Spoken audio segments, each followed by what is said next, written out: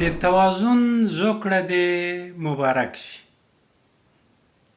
یوه هغه ته یا یوې هغې ته چې د دې فرصت شول چې توازن را میدان ته شي.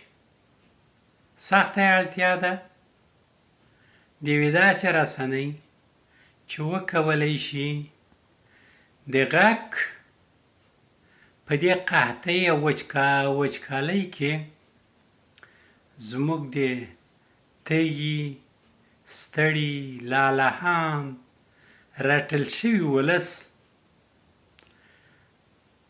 د زړه، د ذهن، د حواسو او د ټول وجود غږیزې لوږې تندې ورسړې او ورمړې کړي.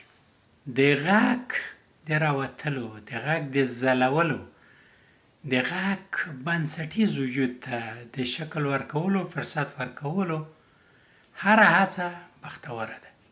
په دې هیله چې توازن وکولی شي د دغه ستړي، د دغه خفه، د دغه رټل شوي ولس د غږونو ګلستان شي. په دې هیله چې د خپل ولس چې راته ګران ده د ده د غږونو ستره سمفوني د توازن پر څپو او پر څیره ووینو.